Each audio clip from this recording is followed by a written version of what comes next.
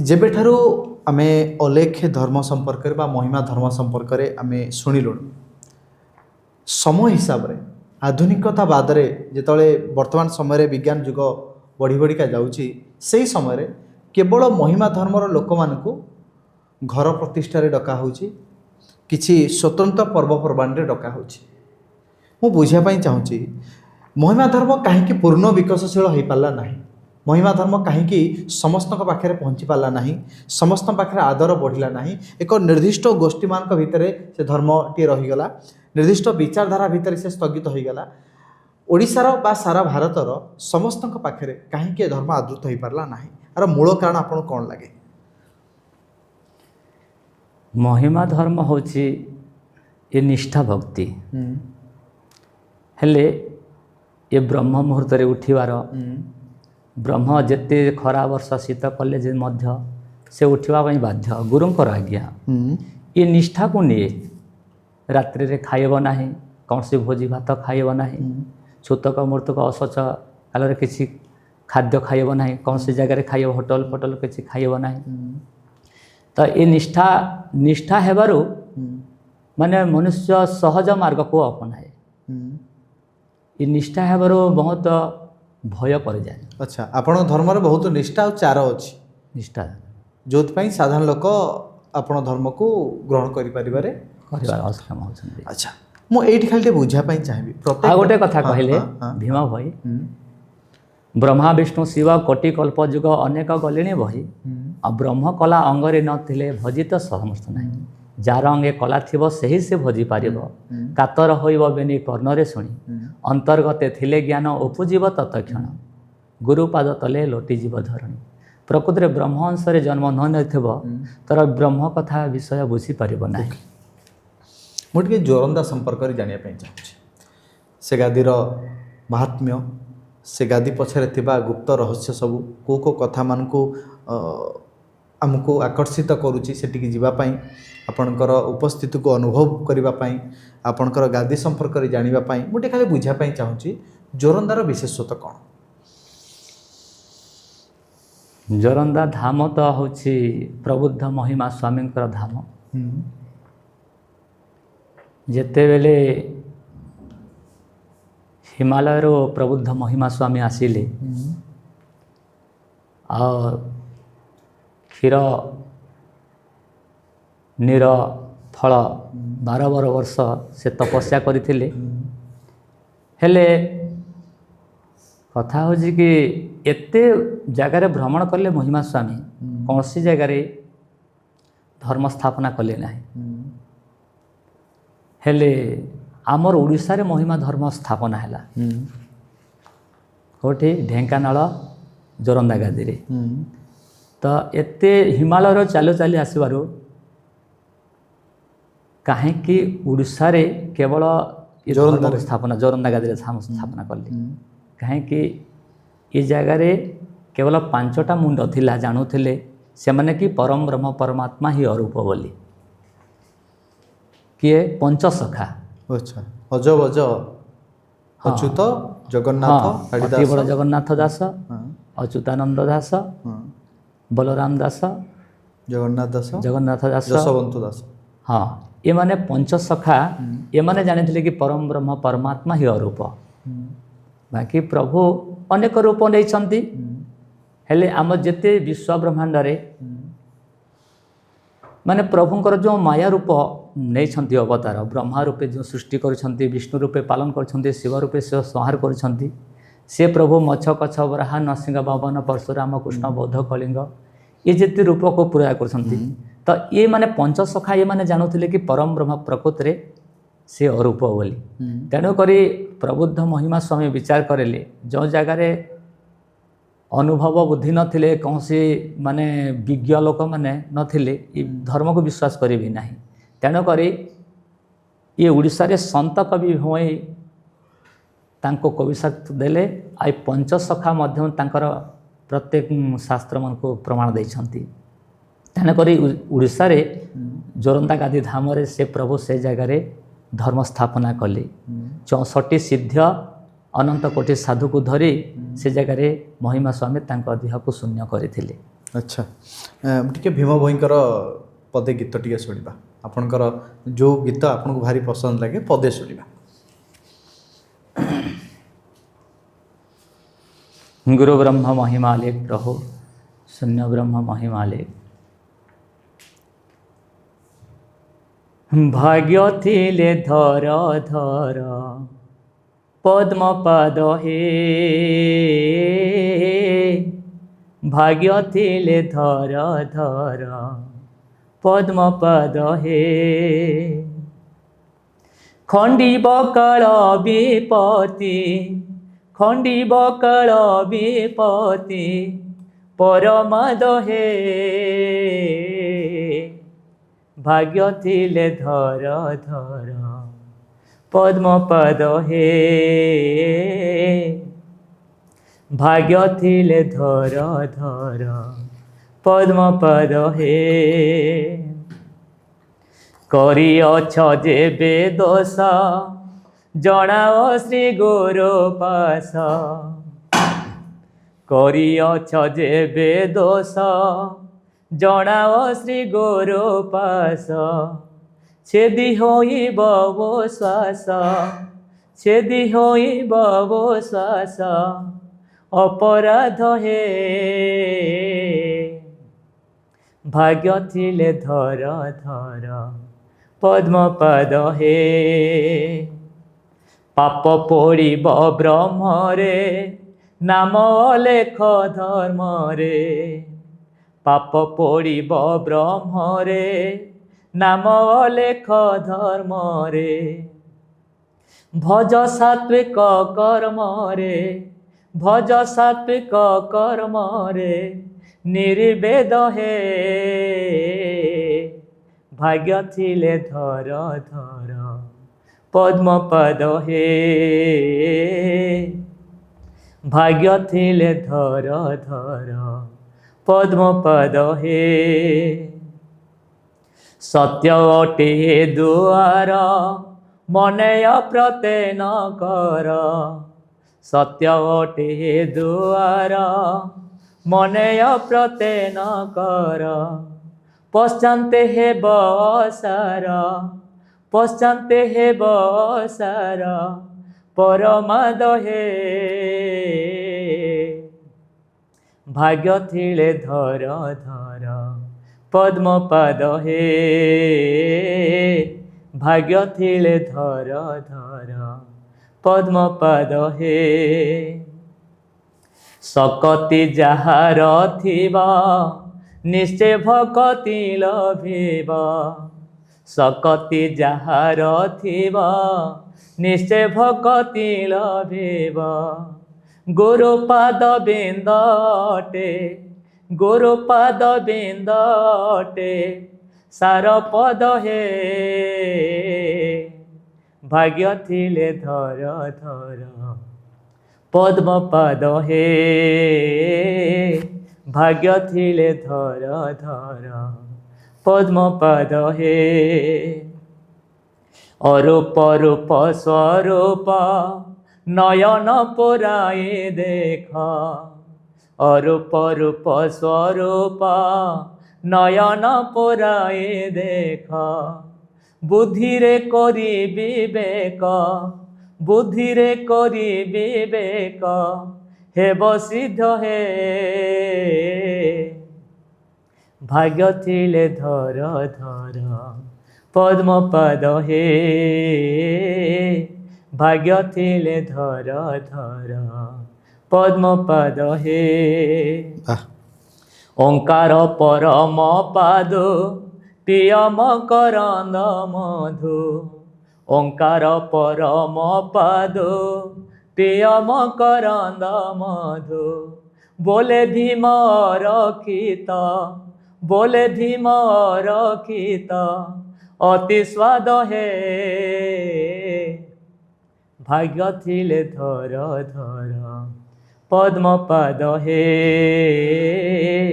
भाग्य थिले धर धर पद्म पाद हे खंडिब काल विपत्ति खंडिब काल विपत्ति परमाद हे भाग्य थिले धर धर पद्मपद हे भाग्य थिले धर धर पद्मपद हे गुरु ब्रह्म महिमाले प्रभु। साधुजी मु टिके भीम भोई आउ महिमा धर्म भितर तांकर जो गूढ़ संपर्क थिला आम टिके से संपर्क जानिया पई चाहिबा। वास्तविक भीम भोईकर गुरुत्व केते रहुचे महिमा धर्म रे? से तो महासंत कवि संत भीम भोई तांकर जे हेब मनुष्य जानिब अवश्य बुझाई कहू अछि जेते भीम भोई कहिछंती। तांकर जो कविता शक्ति अछि प्रकृति जे भावपूर्ण जानिब भक्ति लोक जे हेब मनुष्य प्रकृति तांकर वेद वेदांत जहाँ ज्ञान ज्ञानी माने लिखिछंती सेते गुणत्व तांकर भजन को प्रत्येक पदरे अर्थ अमृत अछि। हेले सार सत्व वेद वेदांत उपनिषद गीता भागवतर सार को लिखिछंती भीम भोई। तांकर महात्मा ये धर्म रे पशिले जना पड़ुछि। संत कवि भीमभोईकर महान से कविता शक्ति देइछंती लिखिछंती। भीम भोई प्रकृति रे संत उपाधि पाइथिले। देई जाइछंती धर्म को धर्म धरे डाक ब्रह्म को। हेले ये धर्म रे न पशिले माने एतरे तत्व को जानी होनी बापा।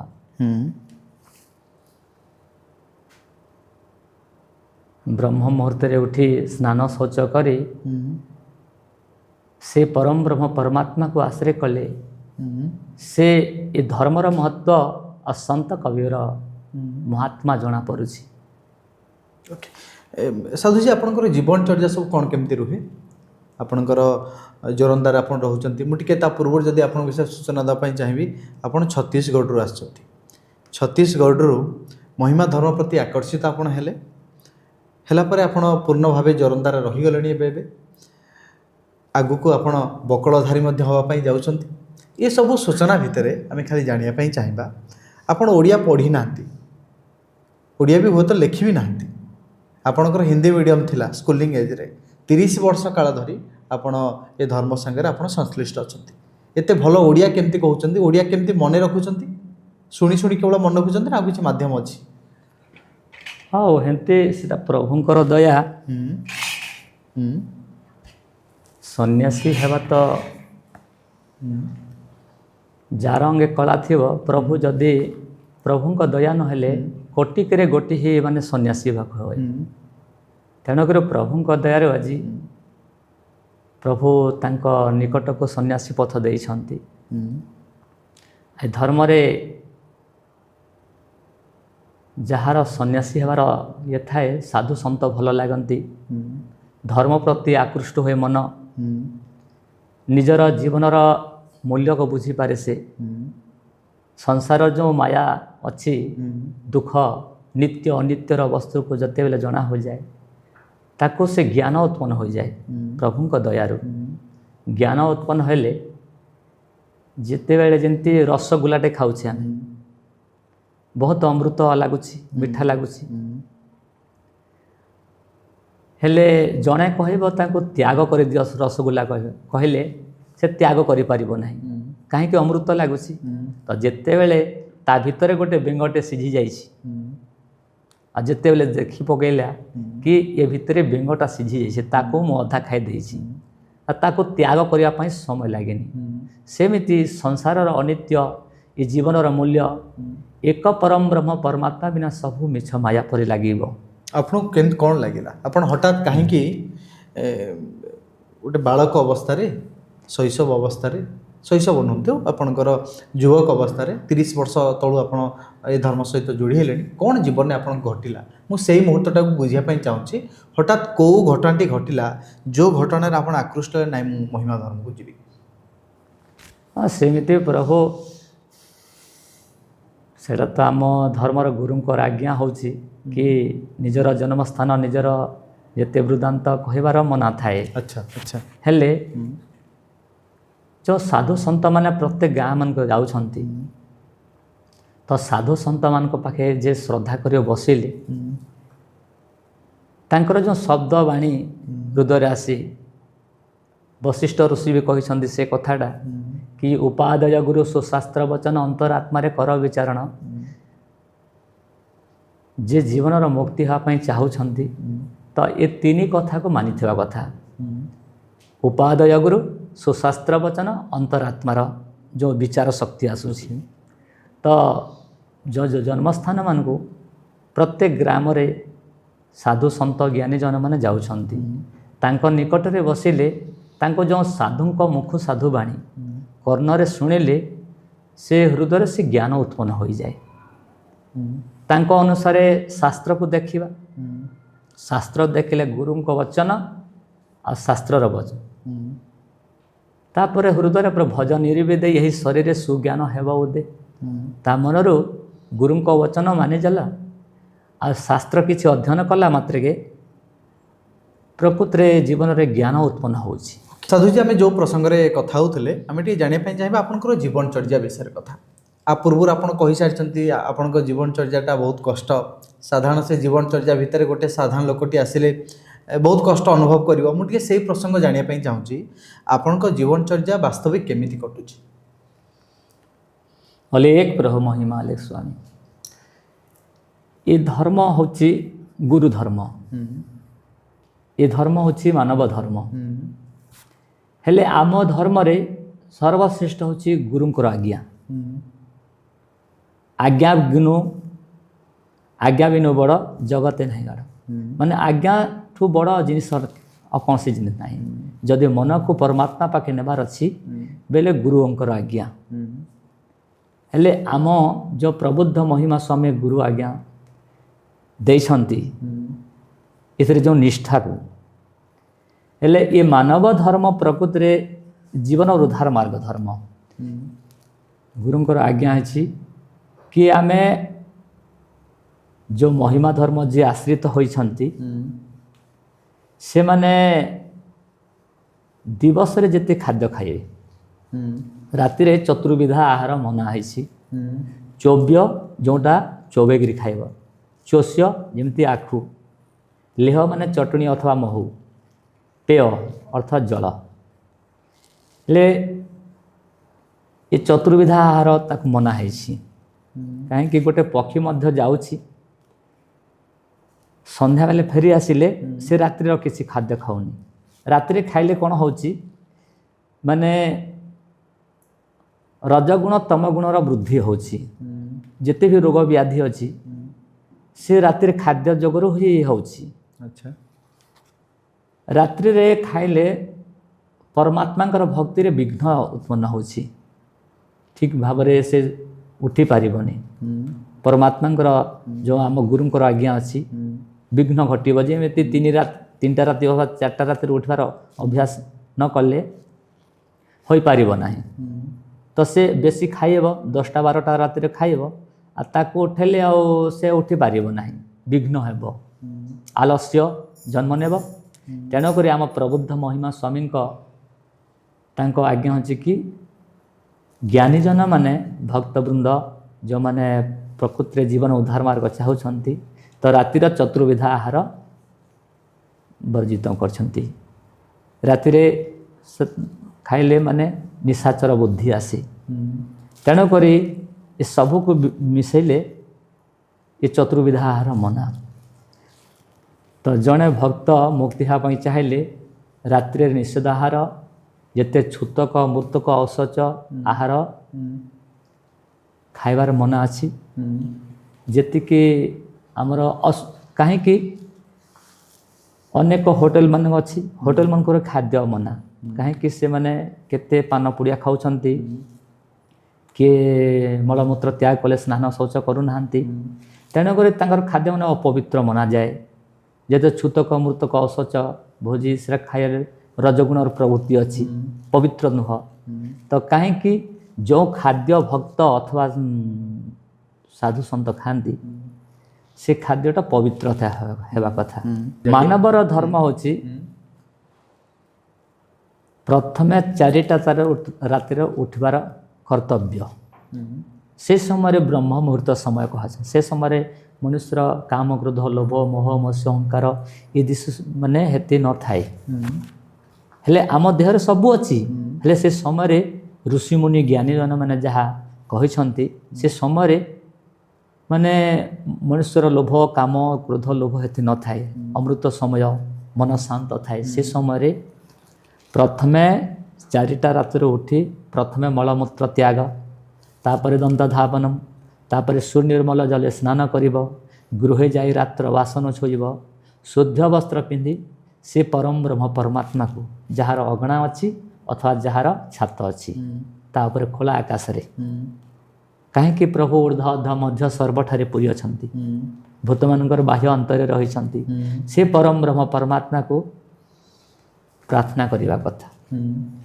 हेले जड़े प्रश्न करते परमात्मा कौटी अछंती जड़े लोक ब्रह्म को खोजी खोजी आसिला ग्रामर जेते वृद्ध बाबा मैंने बसी से जगार से लोक कहला बापा माने मु ब्रह्म को खोजुची मु कौटी पाइबी से बापा माने कहले बाबू आम ग्राम बाहर जड़े महात्मा बसी तुम्हें ताकू जाई पचार से बाबू जाई पचारिले हे महात्मा मु ब्रह्म को खोजुची मते टिके दया करंतु ब्रह्म कौटी अच्छी महात्मा बुद्धदेव कहले आज तो संध्या है बाबू तुम्हें काली सकाळु आसीब शौच स्नान सारी कौटी ब्रह्म अच्छी मु खोजापी चेष्टा करी से जो लोक जाई शयन कला सकाଳେ शौच स्नान सारी आसिले बुद्धदेव कौन करिसंती गोटे सुनार मुदीटी हजि जाइछि बोली खोजुछंती हेले हे महात्मा ब्रह्म कौटी अच्छी मते टिके दया करंतु साहाय्य करंतु बुद्धदेव कहले बाबू प्रथमे मो सुनार मुदीटा हजि जाइछि तुम्हें प्रथमे मते साहाय्य कर तापर ब्रह्म कौटी अच्छी मु तुमको साहाय्य करी सकाळु संध्या पर्यंत से सुनार मोतीटा खोजिले से पाइलेनी से लोकटा प्रश्न कला महात्मा आपण से सुनार मोतीटा कौटी हजाइछंती महात्मा बुद्धदेव कहले बाबू ए ग्राम बाहर गोटे 4 किलोमीटर पर धर्मशाला अच्छी से जगार मु शोइथिली से जगार सुनार मुदीटा हजि जाइछि हेले से लोकटा रागिगला आपण केमिति महात्मा कि 4 किलोमीटर पर आपण से सुनार मुदीटा शोइथिले से जगार हजि जाइछि ये जगार खोजिले केमती मिलिबो तो महात्मा बुद्धदेव कहले बाबू तोते शिक्षा देवा पाई गोटे मु अभिनय करिथिली तू जेमिति चारिदिगे खोजुछु आम सुनार मुदीटा जोठी मु जो शोइथिली से जगार खोजिले सिना मिलिबो ये जगार 4 दिगरे आम खोजिले मिलिबो सेमिति मनुष्य 4 धाम 4 काष्ठ पात्र लोहा 4 धाम 4 दिगरे खोजुछि दिने मध्य तार निज शरीर भितर केबे खोजेनी कहवार अर्थ है कि आम से परम ब्रह्म परमात्मा को सबू जगार खोजुछि हेले भागवत मध्य कहले कि हे उद्धव ई आत्मा ब्रह्म सूक्ष्म सार निर्मल नित्य निराकार चित्ते करई मते ध्यान से नुहे नरके पतन आत्मा को परते जार से न भजे अवतार तो ये विषय भीम भई मध्य कहले अंतर्जामी गुरु अंतरे डाकिले अवश्य जानिबे सेही आतंगरे जेबे गुहारी करिब निश्चय रखिबे बंचाई टंका सोना कड़ी न लागई किछि जे पारुछ से हो भज 3 कोस जाई किणा न परये बहिबा नुहे बोझ बसिला ठाबरे आय व्यय करे स्वस्थ अर जीव धर्म न बोझी माता पिता माने मनरे हेउछ भ्रम जहिरे लोड़ब तहि छंती ब्रह्म बुझिब जेबे विचारी 4 दिगे फेरुअछ तीर्थ व्रत बोली करी पथ श्रम पाई पाद प्रस पाई बाह्ୟରେ भ्रमी न मर कहे भीम भये गुरुपाद ध्याये घटरे भावना कर।